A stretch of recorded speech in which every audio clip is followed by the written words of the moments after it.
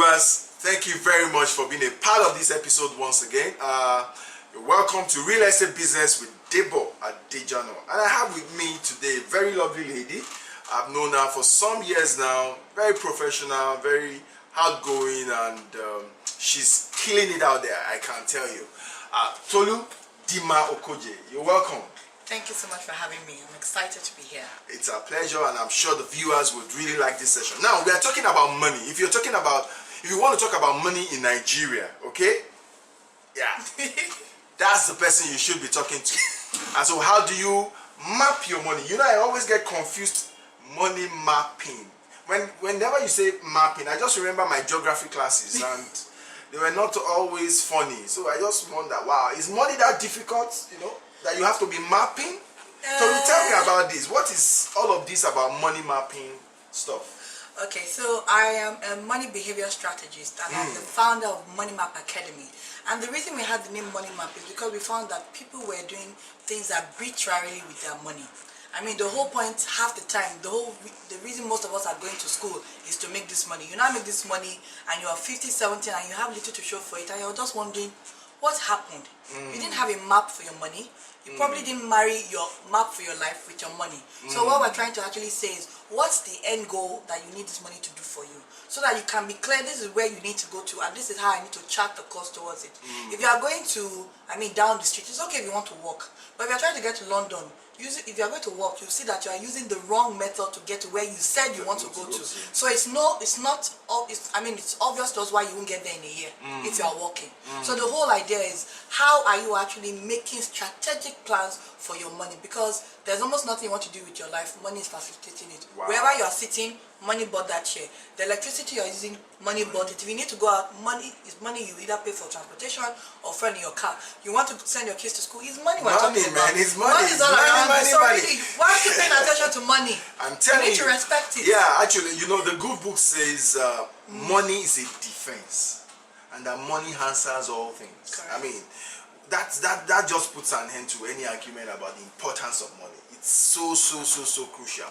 And I like the fact that you're saying that, hey, money mapping is not about one size fits all. Correct. First, it has to be about your desire. What's your end goal? Correct. So my end goal may be different. I may just be a very, quiet person that doesn't like to stress himself. So at retirement, I just want to be able to eat 3 square meal, have a roof over my head, maybe a 1-bedroom, and go to my village and come back, stuff like that.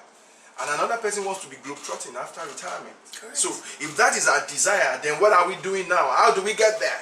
Correct. And then we start to map our way towards it. Wow, that's fantastic. In fact, that example you said, I have 2 clients that fit exactly that. Right? So I said one person is wants to travel every 6 months because he has 2 kids abroad. Okay. The other person is like, they're abroad, they'll come and meet you, I'm going to the village. Shit. So the amount of money they need for their lifestyle is different. It's different. So if you are chasing the other person, you realize now that you're unhappy because you realize that where this person is going, and it's usually too late for you to realize that where this person is going to is not where I want to go to.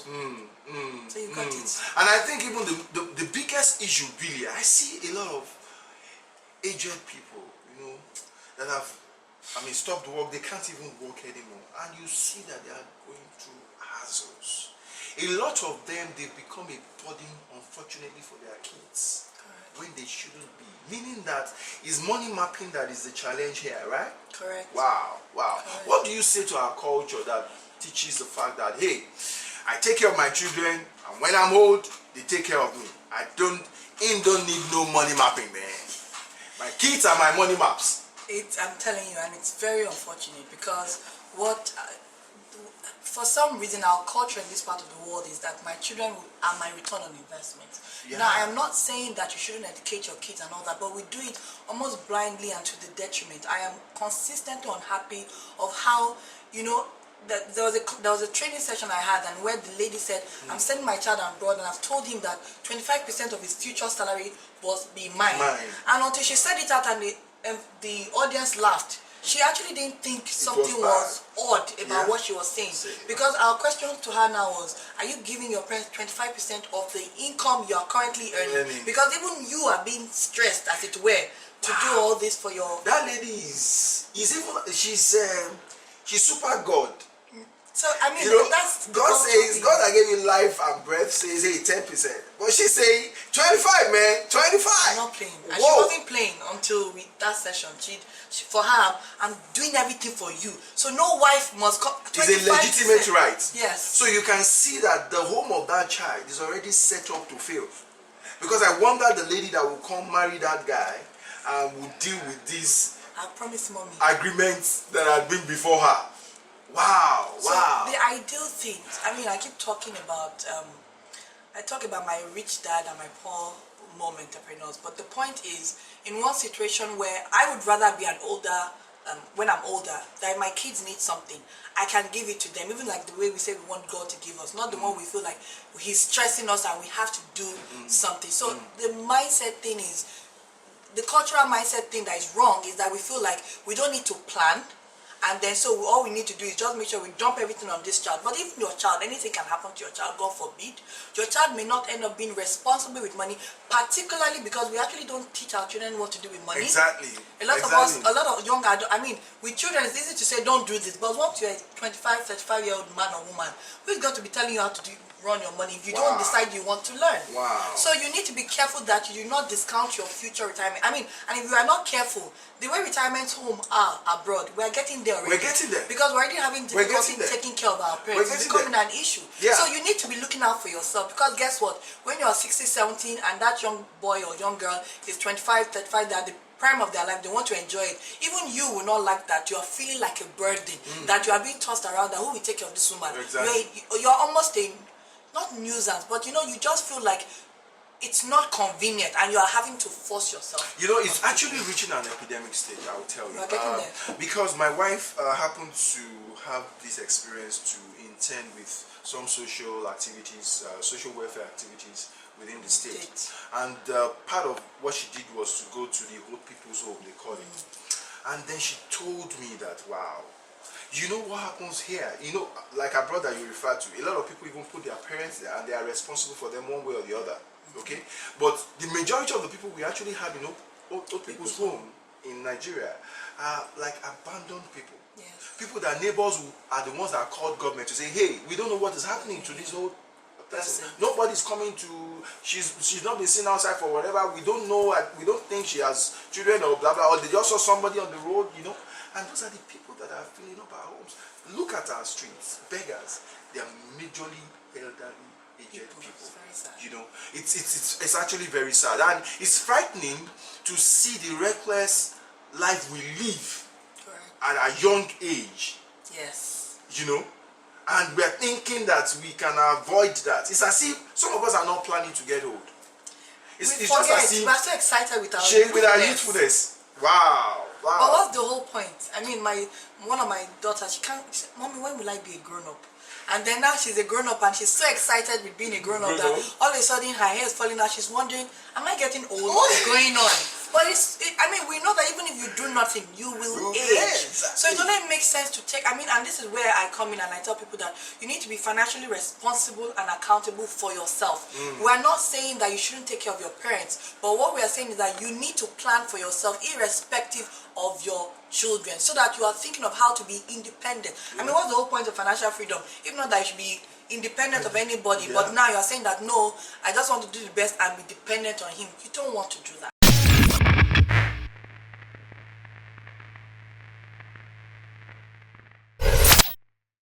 Wow, all of these fireworks must be as a result of something, Tolu. What led to this? What led to all of this talk about money? Because I know you to be, I mean, professionally speaking, you are a real estate person. You are a chartered estate surveyor and valuer, qualified estate surveyor and valuer. So, what are you doing with money mapping? How did this come about? Tell me the story. Two incidences that happened in my life. Okay. So, myself and my husband, we got a mortgage and something happened. He lost his job. And the biggest issue was the roof over our head, that, if we can't pay money this next month, what is going to happen? And that was like the first warning sign that something is wrong. The second one was my mom. Remember, I referred to my rich entrepreneur dad and my poor entrepreneur mom, because they're both entrepreneurs, so it's only natural that I wanted to be an entrepreneur.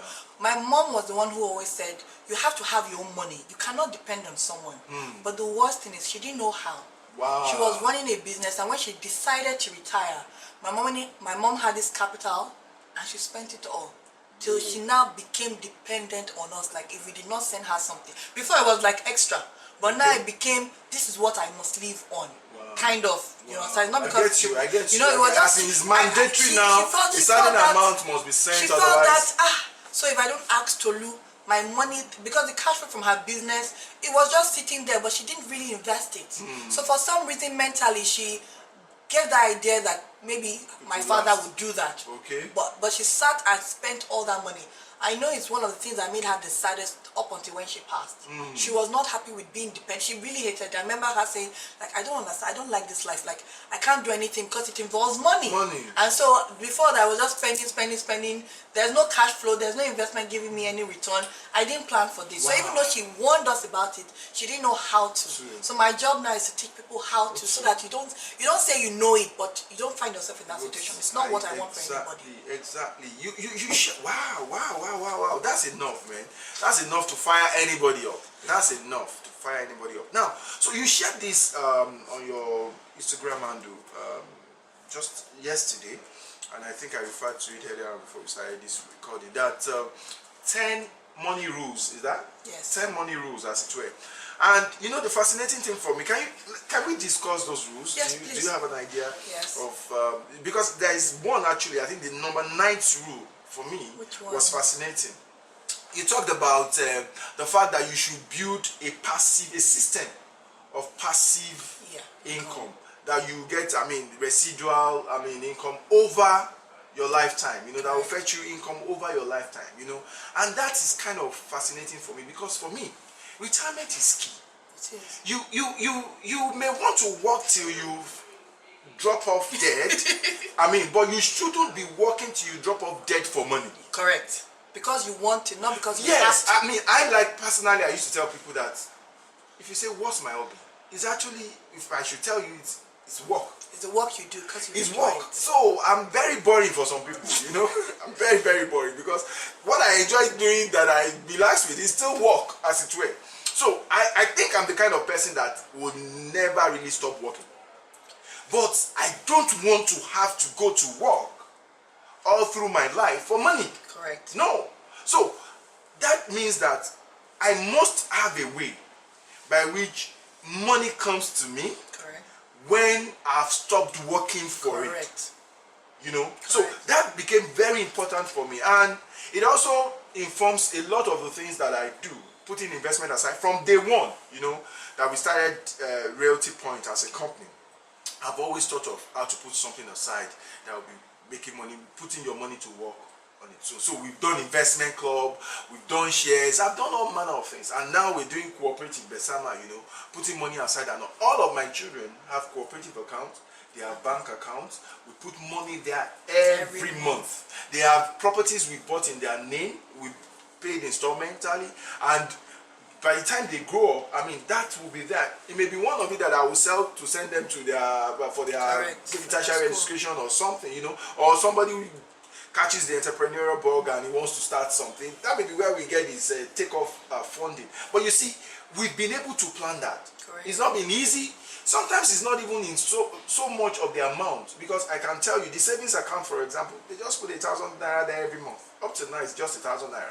Wow. That we put there every month. But I think the culture has helped us, so that they also are conscious, and they know every money they say, they want to add it to their bank account. Correct. You know, my kids were telling me the other day, Daddy, when we finish our GSS exam, we want to work before our SSS. Wow. I then tell them, I told them, well, for me, I don't think you should be running after working right now and making money.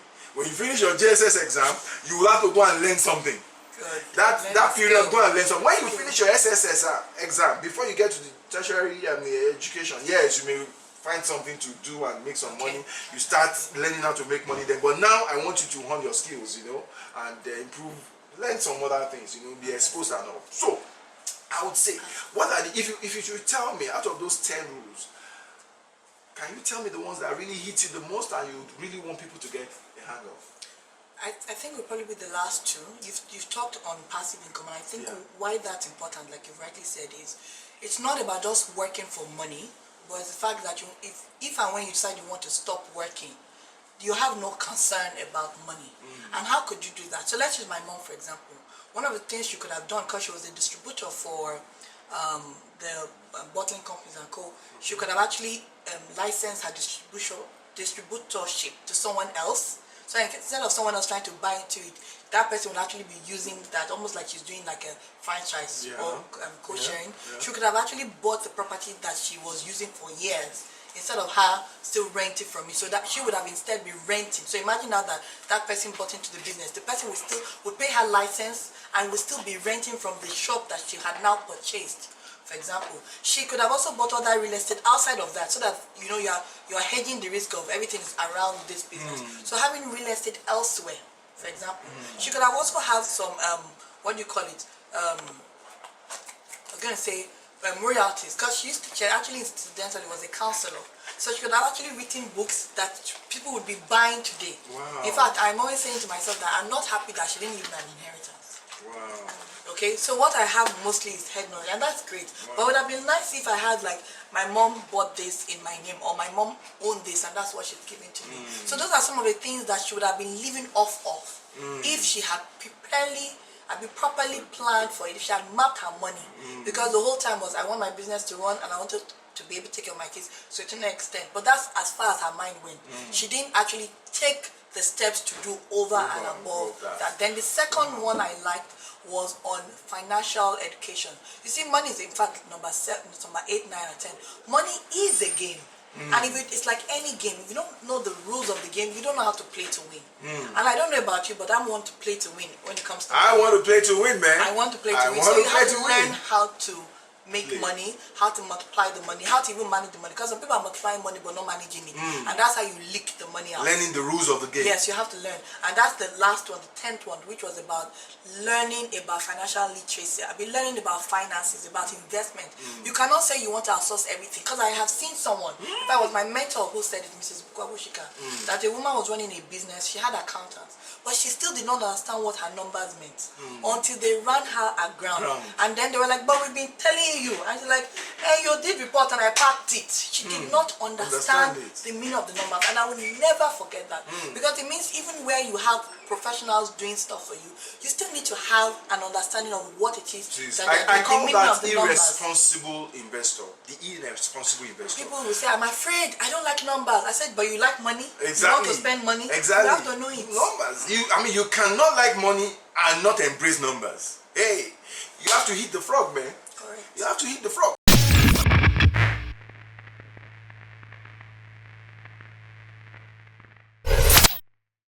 So I tell people, look, you know, the challenge with a lot of people is that they want to socialize their responsibility. Outsource it. Yes. Make someone else responsible. Exactly. Just be able to give it to somebody else. Meanwhile, they want all the benefits. They want to privatize all the benefits. It's like being a It child. cannot work. That's Exactly. It cannot work. A child is not responsible. Do you know that you talking about literacy? I mean, being knowledgeable about investment, learning the rules of the game and all. Do you know that we're in the real estate game? So you tell people there is this property for investment. Says, I cannot go and inspect. Don't worry, I trust you now. Maybe it's you. Okay. And there is this terms and condition for the transaction. The offer letter is here.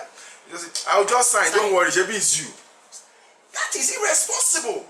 It's me, but there are terms and conditions. You should be aware of what you're getting into. So then you will now come back later and say, okay, you finished paying for the land. You need to now pay for A, Y, Z. Say, what do you mean? I haven't paid for the land. Is it not inclusive in all of it? Being funny. This is how you people do. How do you do that? How do you do that? Yeah. So you should be responsible. You cannot socialize your responsibility and want to privatize gain. In fact, there won't be any gain. Correct. Because you will have run yourself aground. Yes. That's the truth. So people need to start being responsible. What do you say to savings? What do you think about savings? Let me tell you my bias so that you know where I'm coming from. Okay. So I say that there is nothing safe. And sorry to the banks, I say that there is nothing safe in a savings account. Savings account that the interest rate is below inflation rate. One.